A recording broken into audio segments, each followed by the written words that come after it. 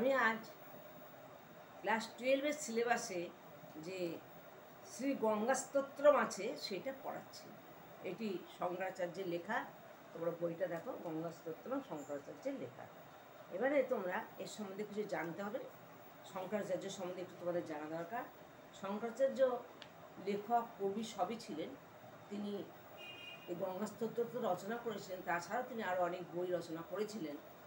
যেমন তার একটি মোহমুদ্গর বলে যে একটি বই আছে, তাতে তিনি লিখেছিলেন মহাপুরুষজন যৌবন গর্বম হরহতু নিমিষা কাল সর্ব।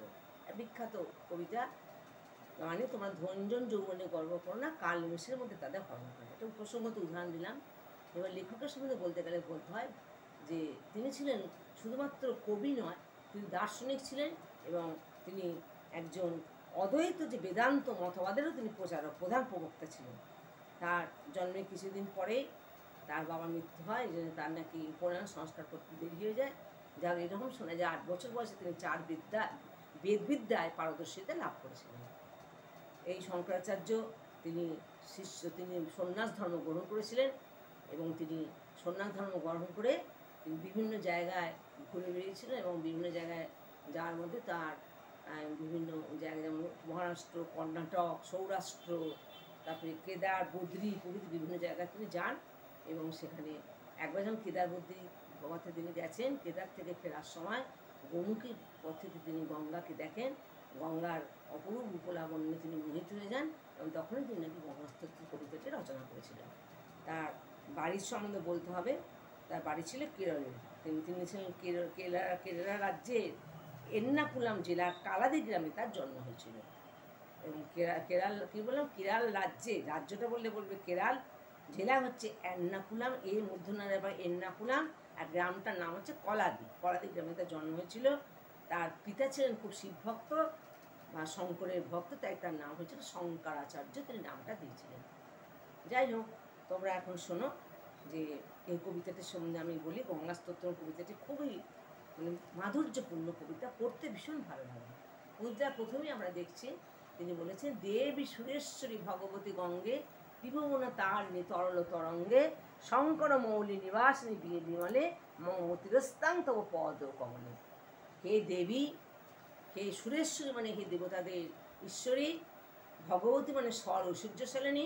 এই স্বর ঐশ্বর্য সম্বন্ধে তোমাদের লিখে দিয়েছে, দেখো। ঐশ্বর্য, সম্পূর্ণতা, বীরত্ব, যশ, সৌন্দর্য, জ্ঞান, বৈরাগ্য, এই কটা মিলে স্বর ঐশ্বর্য। তিনি ছিলেন স্বর ঐশ্বর্যশালিনী। ত্রিভুবন মানে স্বর্গমত্ত পাতাল, এই ত্রিভুবন থেকে তিনি পরিত্রাণকারিণী, তরল তরঙ্গে তরল তরঙ্গযুক্তা এবং শঙ্কর মৌলি বিহারিণী বিমলে।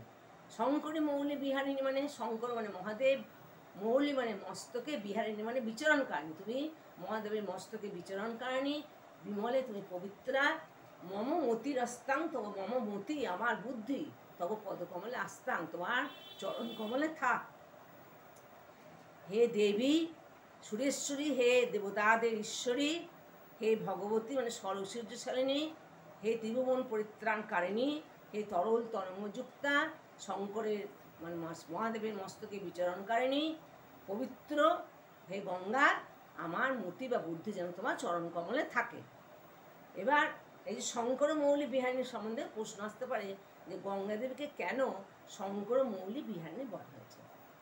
পুরাকালে অযোধ্যায় একজন রাজা ছিলেন। সেই রাজা ছিলেন, তার নাম ছিল সগর। পুরাকালে অযোধ্যায় সগর নামে এক রাজা ছিলেন।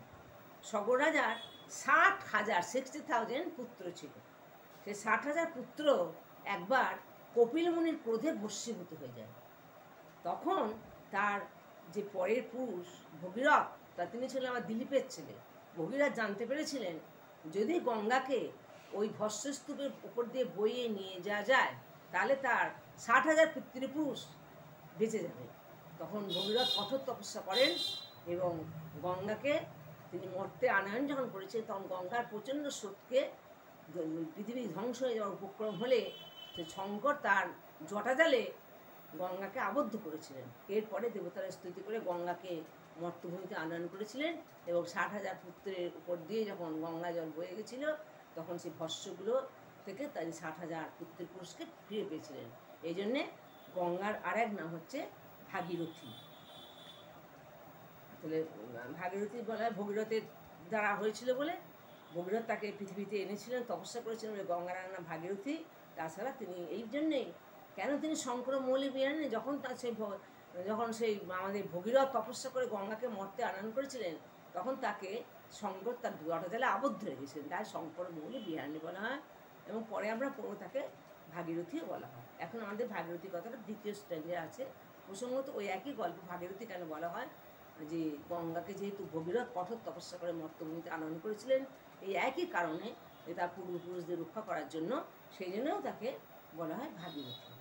তা যাই হোক, প্রথম লাইনটা হলো দেবী সুরেশ্বরী ভগবতী গঙ্গে ত্রিভুবন তারিণী তরল তরঙ্গে শঙ্কর মৌলি বিহারিণী বিমলে মমতিরস্তাং তব পদ কমলে। হে গঙ্গা, হে দেবতাদের ঈশ্বরী, হে ষড়ৈশ্বর্যশালিনী ভগবতী গঙ্গা, হে দেবী সুরেশ্বরী ভগবতী ত্রিভুবন তারিণী, তুমি ত্রিভুবন থেকে পরিত্রাণকারিণী, ত্রিভুবন তারিণী শঙ্কর মৌলি বিহারিণী বিমলে, শঙ্করের মাথায় তুমি বিচরণকারী, তুমি প্রসিদ্ধ শুদ্ধা মমতিরস্থান তব, আমার বুদ্ধি যেন তোমার পদকমলে থাকে। প্রথম শ্লোক হলো 2 লাইনে, ভাগীরথী সুখদায়িনী মাতো তব জলমহিমা নিগমে খ্যাত, নাহং জানে তব মহিমা নং পাহি কৃপাময়ী মমাজ্ঞানম। ভাগীরথী কেন বলা হয়, ভগীরথ তাকে তপস্যা করে তুষ্ট করে মর্তে আনয়ন করেছে, তাই তাকে ভাগীরথী বলা হয়। তুমি সুখদায়িনী, হে মা তো, হে মা তুমি সুখ দান করো। তব জলমহিমা নিগমে খ্যাত, নিগমে মানে শাস্ত্রে, তোমার জলের মাহাত্ম বেদ ইত্যাদি শাস্ত্রে বিখ্যাত। নাহং জানে তব মহিমা নাম, আমি তোমার মহিমার কথা কিছুই জানি না। হে কৃপাময়ী, কৃপাময়ী পাহি মা অজ্ঞানা, আমার মতো অজ্ঞান ব্যক্তিকে তুমি রক্ষা করো। তাহলে ভাগীরথী তুমি, ভগীরথ তোমাকে আনয়ন করেছে, তাই তুমি ভাগীরথী, তুমি সুখ দানকারী, তোমার জলমহিমা শাস্ত্রে খ্যাত, আমি তোমার মহিমার কথা কিছুই জানি না। হে কৃপাময়ী, আমার মতো অজ্ঞান ব্যক্তিকে তুমি রক্ষা করো। ভাগীরথী সুখদায়িনী মা তো, হে ভাগীরথী এই সুখদাত্রী মা, তবে জলমহিমা নিগমে খ্যাত, তোমার জলমহিমা নিগমে মানে শাস্ত্রে বিখ্যাত। নাহং জানে তব মহিমা নাও, তোমার মহিমার কথা আমি কিছুই জানি না। পায়ে কৃপাময়ী মাম জ্ঞান, আমার মতো অজ্ঞানকে তুমি রক্ষা করো। হরিপাদ পদ্ম তরঙ্গিনী গঙ্গে হিমবিধ মুক্ত ধবলা তরঙ্গে দূরে করু মম দুষ্কৃতি ভারং করু কি পয়া ভব সাগর পারম। হরিপাদ পদ্ম তরঙ্গিনী গঙ্গে, হরির পা থেকে নির্গত হে তরঙ্গযুক্ত গঙ্গে, হিম বিধু মুক্ত মানে তুমি তুষার, হিম মানে তুষার, বিধু মানে চন্দ্র, মুক্ত মানে মুক্তর মতো ধবল, তোমার সাদা, তুমি কার কার মতো সাদা, তুষারের মতো, চন্দ্রের মতো এবং মুক্তের মতো ধবল, তুমি সাদা তরঙ্গযুক্ত তরঙ্গে। দূরে করে মম দুষ্কৃতি ভারম, আমার যে পাপ আছে সে পাপকে তুমি দূর করে দাও। কুরু কৃপয়া ভব সাগরও পারম, দয়া করে আমাকে এই ভবসাগর থেকে পার করো। আবার দেখো হরিপাদ পদ্ম তরঙ্গিনী সম্বন্ধে বলে দিচ্ছি, কেন তাকে হরিপাদ পদ্ম তরঙ্গিনী বলা হয়েছে। হরিপাদ পদ্ম তরঙ্গিনী গঙ্গে, হে গঙ্গা তুমি হরির পা থেকে নির্গতা, হিমবিদ মুক্ত ধবলা তরঙ্গে, তুমি তুষার শুভ্র, চন্দ্রের মতো শুভ্র এবং মুক্তর মতো তুমি সাদা তরঙ্গযুক্তা। দূরী করো মম দুষ্কৃতি ভারম, আমার যে সমস্ত পাপের ভাগ পাপ আছে আমার মধ্যে তা তুমি দূর করো। পুরু কৃপয়া ভবসাগর পারম, তুমি কৃপা করে আমাকে ভবসাগর থেকে পরিত্রাণ করো। হরিপাদ পদ্ম তরঙ্গিনী গল্পটা শুনলে তোমরা একটু মজা ভালোই লাগবে, তোমাদের গল্প শুনতে কার না ভালো লাগে। হরিপাদ পদ্ম তরঙ্গিনী মানে একবার কৃষ্ণ গঙ্গার প্রেমে পড়েছিলেন, গঙ্গা আকৃষ্ট হয়েছিলেন কৃষ্ণের প্রতি। রাধা তো শুনে ফেলেছে, রাধার তো প্রচণ্ড রাগ, সে কৃষ্ণকে এত ভালোবাসে আর কৃষ্ণ কিনা গঙ্গার প্রেমে পড়েছে। তখন যখন রাধা খুব রেগে গেছে, তখন গঙ্গা হরির চরণে আশ্রয় নিয়েছে। তখন হরি চরণে আশ্রয় নেওয়াতে গঙ্গা জল পৃথিবীতে আর প্রবাহিত হচ্ছে না, তখন পৃথিবীতে অচল হয়ে যাবে। তখন দেবদেবীরা আবার হরিকে সন্তুষ্ট করে হরি তখন তার পায়ে নখ দিয়ে চিরে গঙ্গাকে আবার মর্তে আনয়ন করে, মানে তার পায়ের মধ্যে আবদ্ধ গঙ্গাকে মর্তে নিয়ে আসতে পারে। হরি পাদ পদ্ম তরঙ্গিনী গঙ্গে, তুমি হরির পা থেকে নির্গতা হে তরঙ্গিযুক্ত গঙ্গা, হিমবিধ মুক্ত ধবল তরঙ্গে, তুমি হিম মানে তুষার শুভ্র, বিধু মানে চন্দ্র, মুক্তের মতো সাদা তোমার তরঙ্গগুলো তরঙ্গে।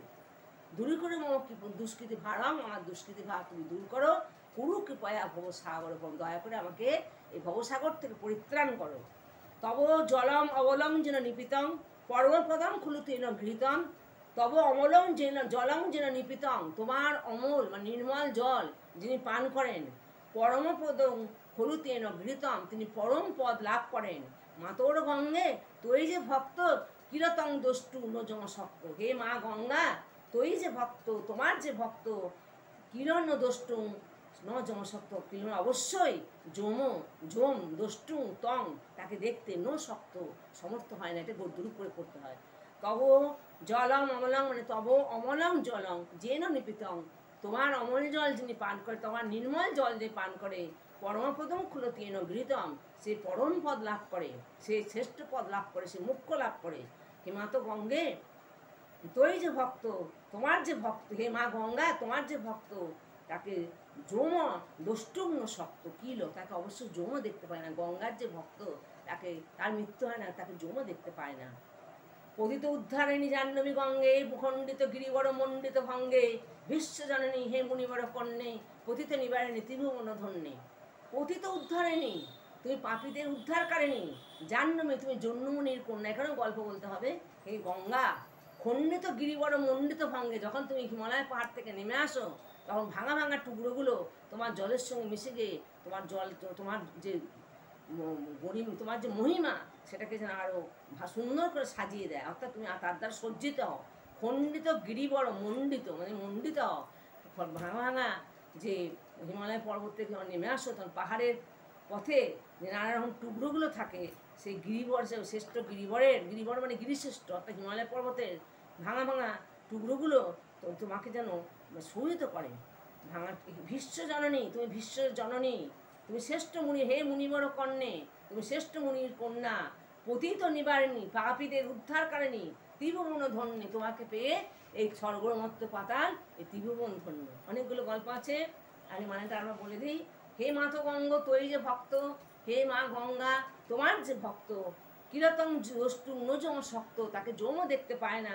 পতিত উদ্ধারিণী জাহ্নবী গঙ্গে খণ্ডিত গিরিবর মণ্ডিত ভঙ্গে, তুমি পাপীদের উদ্ধারকারিণী এবং শ্রেষ্ঠ পর্বত হিমালয় পর্বত থেকে তুমি নেমে আসো, তার ভাঙা ভাঙা টুকরে যায়, তুমি মণ্ডিত হও, শোভিত হও। এবার বলি যে এখানে জাহ্নবী কেন বলা হয়েছে, তা তিনি জন্মমুনির কন্যা। জন্মমুনির কন্যা কী করে হলেন না, একবার গঙ্গা জন্মমুনির আশ্রমে গিয়ে তার সমস্ত জিনিস, জলে এত জল তীব্রভাবে জন্মমুনির আশ্রমে যে বয়ে যাচ্ছে, তার সমস্ত জিনিস ভেসে যাচ্ছে, নষ্ট হয়ে যাচ্ছে। জন্মমুনি গেলেন রেগে, তিনি গঙ্গাকে পান করে নিলেন, বাস গঙ্গা জন্মমুনির কাছে চলে গেল। এদিকে গঙ্গা না থাকলে পৃথিবী অচল। তখন আমার দেবতারা সন্তুষ্ট করলে জন্মমুনি তার জানু দিয়ে গঙ্গাকে নির্গত করলেন, বার করলেন। তাই গঙ্গার অপর নাম জাহ্নবী। এবং জাহ্নবী যে জন্মমুনি ছিলেন শ্রেষ্ঠ মুনি, তাই তাকে পরে এক জায়গায় মুনিবর কন্যা বলেন, শ্রেষ্ঠ মুনির কন্যাও বলা ছিলেন, যে ছিলেন জন্মমুনির কন্যা, তাই তার অপর নাম জাহ্নবী। আচ্ছা,